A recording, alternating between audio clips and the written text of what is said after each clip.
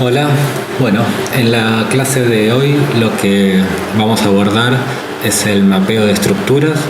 Ustedes ya tuvieron una materia dedicada a la geología estructural y a ver cómo se comportan los distintos materiales de la corteza terrestre bajo diferentes esfuerzos. Entonces lo que vamos a hacer nosotros es centrarnos fundamentalmente en cómo vamos a mapear y cómo vamos a registrar los datos tanto en gabinete como en el campo de estas estructuras que ustedes ya conocen. Al finalizar este teórico deberíamos poder responder estas preguntas. ¿Se pueden reconocer estructuras en un mapa base constituido por una imagen satelital o una foto aérea? Bueno, esta pregunta en realidad ustedes ya la abordaron en prácticos anteriores y estuvieron mapeando estructuras, tanto fallas como pliegues. ¿Qué tipo de estructuras podríamos reconocer en una imagen satelital o foto aérea? ¿Es posible reconocer todas las estructuras o hay algunas que solamente las vamos a poder reconocer en el campo? ¿Cómo y con qué levantarían en el campo los datos estructurales? ¿Cómo reconoceríamos en el campo fallas, pliegues, filones o diaclasas? En muchas ocasiones a las fallas podemos verlas en el campo, reconociendo y midiendo sus elementos, como por ejemplo el plano de falla y también determinar su cinemática. Sin embargo, también podemos inferirlas por contactos estratigráficos incongruentes o por repeticiones de las capas. En la figura A vemos que hay una repetición especular de las capas, con la secuencia F, E, D y se repite E y F. Por lo tanto, es posible interpretar un pliegue. Conociendo la inclinación de las capas, vamos a poder definirlo como un antiforme o un sinforme, y conociendo las edades de las unidades, lo vamos a poder clasificar como un pliegue sinclinal o un anticlinal. En la figura B podemos ver que hay una interrupción en la secuencia y una repetición. En este caso sería la secuencia D, E, F y se repite otra vez con D, E y F. Por lo tanto, podemos inferir que ahí hay una falla. También podemos encontrar evidencias actuales de fallamiento luego de un terremoto o podemos acotar la edad de la deformación. En la imagen de la derecha vemos que hay dos fallas cortando los estratos, pero que estas no parecen cortar a la cubierta sedimentaria que los cubre. Por lo tanto, podemos inferir que la edad de esta falla es posterior a la depositación de las capas, pero anterior a los depósitos modernos.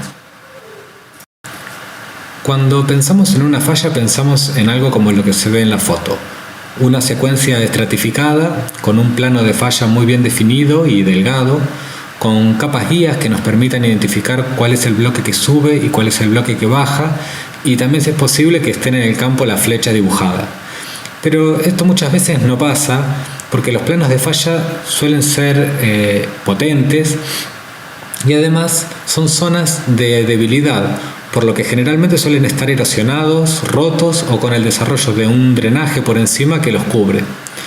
Esto es especialmente común en las fallas regionales, que muchas veces son las que nos interesan identificar.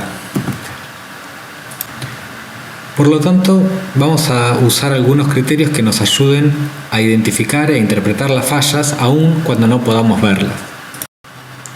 Uno de los indicios que podemos usar para reconocer una falla son las escarpas de falla, que son como escalones o resaltos topográficos que se forman cuando se producen terremotos.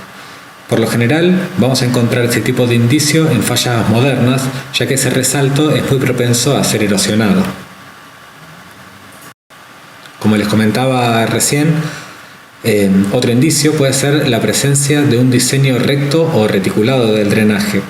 Esto es porque en las rocas de falla muchas veces se forma un material deleznable y fácilmente erosionable, entonces por ahí les es más fácil erosionar al curso de agua. En la imagen podemos ver cómo los tributarios, que están marcados con flecha, se unen al cauce principal en ángulos prácticamente de 90 grados, lo que sugiere la presencia de la falla que está marcada en esa imagen.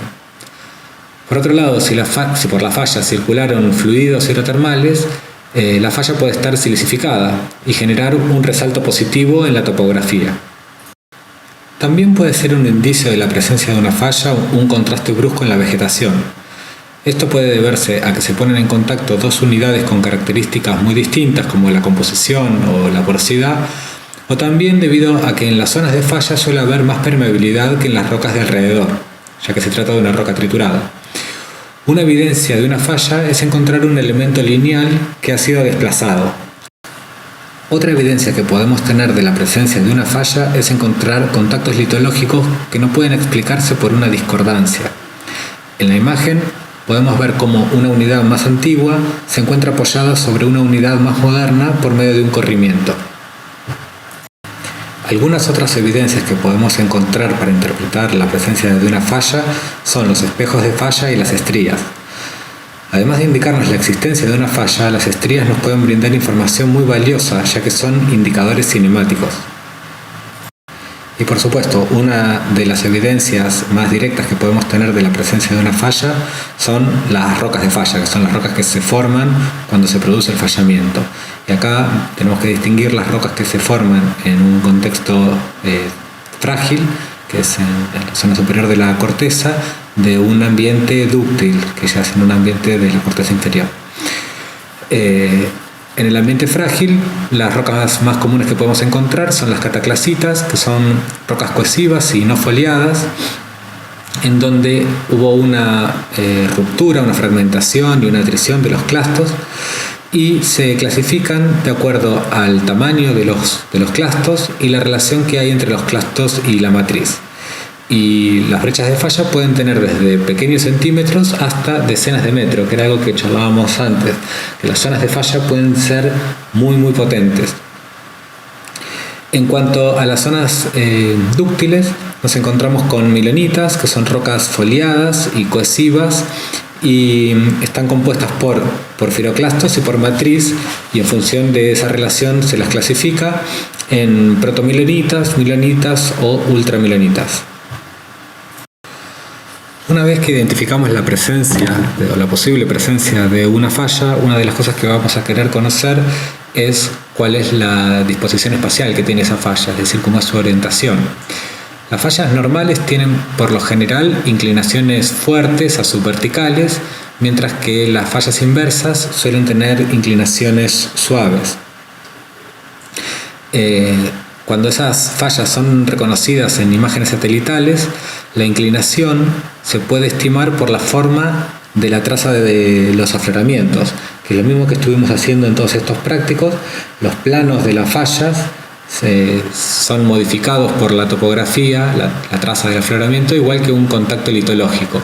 Por lo tanto, se puede hacer el mismo procedimiento que ustedes estuvieron haciendo para determinar la orientación de ese plano, lo podemos hacer también para las fallas. Muchas fallas son ocultadas en el campo por la vegetación, por el suelo u otros depósitos, así que deben buscarse indicios indirectos, que son todos estos que estuvimos viendo hasta ahora. Una vez que encontramos una falla en el campo, lo que vamos a tratar es de extraerle toda la información que podamos. Entonces, ¿cuáles son los parámetros que tenemos que tener en cuenta para poder llevarnos los datos al gabinete y trabajar con ellos e interpretar la falla?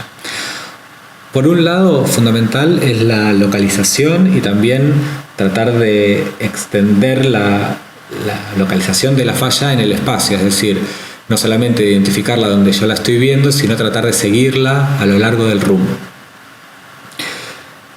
Por otro lado, ¿cómo es la posición o la orientación del plano de falla? Esto nos va a permitir interpretar si la falla es directa o es una falla inversa.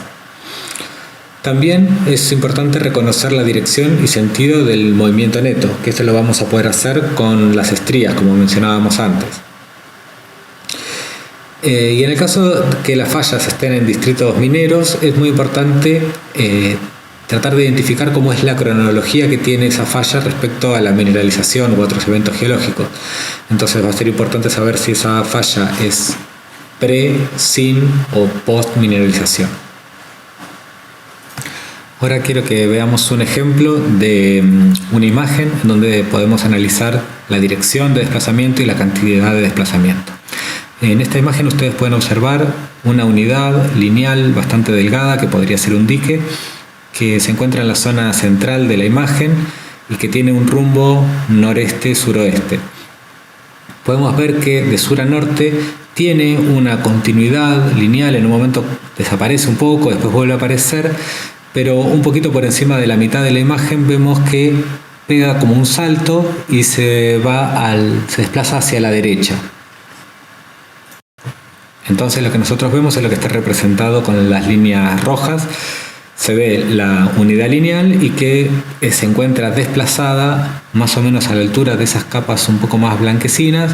Vemos que se desplaza hacia la derecha. Por lo tanto, esta falla podría ser interpretada como una falla de rumbo dextral. Y podríamos medir cuál es el desplazamiento de esta falla tomando el punto donde se encuentra en contacto nuestro dique con la falla en la zona sur, nuestro dique con la falla en la zona norte, y medir cuál es la longitud que los separa. Sin embargo, muchas veces nos olvidamos que la geología y los cuerpos geológicos son tridimensionales, y entonces nosotros podemos tener el mismo resultado que estábamos viendo en la imagen de recién con distintas cinemáticas de la falla. Por ejemplo, en el primer bloque de la izquierda ustedes pueden ver algo parecido a lo que veíamos nosotros. El bloque de la derecha sería el del sur, teníamos una estructura y ahí vemos una falla dextral que la está cortando. Sin embargo, en el bloque del medio vemos que si la capa está inclinada y tenemos una falla inversa, también vamos a encontrar el mismo desplazamiento en planta. Y si es una falla directa y también si el dique está inclinado, también podemos encontrar la misma situación en planta. Por lo tanto, encontrar en planta y ver en una imagen satelital un desplazamiento de una estructura no necesariamente quiere decir que sea una estructura de rumbo y que nosotros podamos calcular cuál es el desplazamiento de esa falla. Porque como vemos, podemos encontrar la misma representación en planta con una falla inversa o con una falla normal. Bien, ahora vamos a hacer unos repasos muy breves sobre indicadores cinemáticos. Estos, como les decíamos, son muy importantes porque nos van a permitir identificar cuál es el movimiento de la falla y poder definir si la falla, qué tipo de falla es, no solamente si es inversa, directa o de rumbo, sino también, que esto ocurre muchas veces, que son fallas oblicuas y nos van a permitir identificar cuál fue la dirección de movimiento. Uno de esos indicadores cinemáticos son las estrías asimétricas que se forman sobre el plano de falla y se forman pequeños como escalones o resaltos, y el sentido de movimiento es el bloque de arriba se mueve como por escalones que va dejando en la roca por debajo. Otros indicadores cinemáticos, en este caso de movimiento de cizalla, podemos encontrarlos en el relleno de esas fracturas o vetas en echelón, en la imagen de la izquierda, o también la generación de esos lazos sigmoides que vemos en la figura de la derecha, que nos dan cuenta de una cinemática sinestral en este caso. También podemos interpretar la cinemática de las estructuras de acuerdo a cómo son sus terminaciones. En este caso es una veta con una estructura que se llama en cola de caballo, que nos permite identificar que la falla esta es una falla directa en donde se da extensión para generar todo el espacio para que se formen todos esos pequeñas ramas que encontramos en la caja alta, en el techo de la falla. Bien, ahora vamos a ver cómo vamos a representar esas fallas que nosotros identificamos en nuestros mapas. Las fallas se representan con una línea continua y cuando no tenemos tanta certeza de su presencia se puede hacer una línea de guiones, una línea discontinua. Las fallas directas se representan con dos rayitas o dos palitos que indican el bloque bajo, y también se tiene que indicar con una pequeña raya y un puntito hacia dónde inclina el plano de falla. En las fallas inversas también es posible identificarlas con las dos rayitas indicando cuál es el bloque bajo. Sin embargo, como podemos ver en la figura de la derecha, las fallas de los corrimientos o las fallas de empuje, que son fallas inversas de bajo ángulo, se grafican con una serie de triangulitos. Ustedes esto ya lo vieron y las estuvieron mapeando, y esos triangulitos apuntan hacia el techo de la falla. Las fallas de rumbo, es importante incluir las flechas que indiquen cuál es la dirección de movimiento. Bien, aquí les mencionamos algunas otras rastras para las fallas. Cuando las fallas son verticales, cuando no conocemos los valores de inclinación, o por ejemplo también las zonas de cizalla y milonitas. Esas zonas de cizalla son estructuras bastante potentes que se forman bajo condiciones dúctiles a dúctiles frágiles, y las rocas por las cuales están compuestas son milonitas. Estas rocas son foliadas, es decir, que tienen una marcada fábrica planar, y vamos a encontrar, como les mencionábamos anteriormente, los porfiroclastos rodeados de una matriz, y van a tener todas las evidencias de deformación que ustedes ya vieron en Petro 2. Bien, ahora vamos a ver muy brevemente algunos parámetros de los pliegues, algunas clasificaciones y fundamentalmente qué elementos debemos medir en el campo. Como ustedes ya vieron, en geología estructural hay algunos elementos que están presentes en el campo, como los flancos de los pliegues, y otros que son elementos geométricos que no están materializados, pero que son importantes, ya que nos van a permitir clasificarlo, como por ejemplo el eje y el plano axial. Para poder determinar estos elementos, tenemos que medir en una sección que sea perpendicular a la estructura, lo cual muchas veces no es posible. Por lo tanto, vamos a determinar estos datos a partir de la medición del azimut e inclinación de los flancos y calcular la dirección y buzamiento del eje y la inclinación del plano axial mediante proyección estereográfica. También es importante que tengamos en cuenta algunas de estas clasificaciones de pliegues a la hora de estar mapeando y describiendo los pliegues, porque nos van a ayudar a focalizar las observaciones y ver bien cuáles son los datos que necesitamos para poder reconstruirlos. Entonces podemos clasificar a los pliegues de acuerdo a su línea generatriz, si es paralela o no, como pliegues cilíndricos o no cilíndricos, de acuerdo a su ángulo interlimbo, que va de suave a isoclinales, según su curvatura, si son redondeados o chevron. También de acuerdo a la inclinación del plano axial, si el plano axial es vertical, si inclina fuerte, moderado, suave o si es recumbente. Según la simetría de los flancos, si es un pliegue simétrico o asimétrico. Según el espesor de las capas, si son pliegues paralelos o pliegues similares, o según el paralelismo de las capas, si son pliegues armónicos o disarmónicos. Entonces, no es la idea entrar en cada uno de estos, pero sí que lo tengan en la cabeza y repasen de estructural cuando tengan que estar en un ambiente con rocas plegadas. Bien, y en cuanto a las referencias para los pliegues, ahí tienen una lista de cómo serían las rastras para indicarlos. Y algo que nos parece muy importante es que, viendo los mapas que ustedes produjeron, es que la línea que ustedes están mapeando es la representación del plano axial contra la topografía. Por lo tanto, en primer lugar, es una línea que ocupa todo el espacio que ocupa el plano axial sobre el mapa. No es un símbolo cortito, chiquitito, en el lugar donde ustedes identifican que hay un pliegue, sino que esa línea larga que ustedes ven en las referencias debe ocupar todo el espacio del plano axial. Y además, esa traza obviamente que va a estar condicionada por la topografía. Si el plano no es vertical, en cuyo caso la traza va a ser una línea recta, si ese plano está inclinado, esa traza del plano axial va a seguir la traza de los afloramientos. Bueno, ese fue un breve repaso sobre cuáles son los elementos importantes para los mapeos de las estructuras y también cómo tienen que estar representadas en los mapas geológicos. Ustedes ya estuvieron avanzando con esto, pero bueno, para que lo tengan en cuenta para sus mapas a futuro.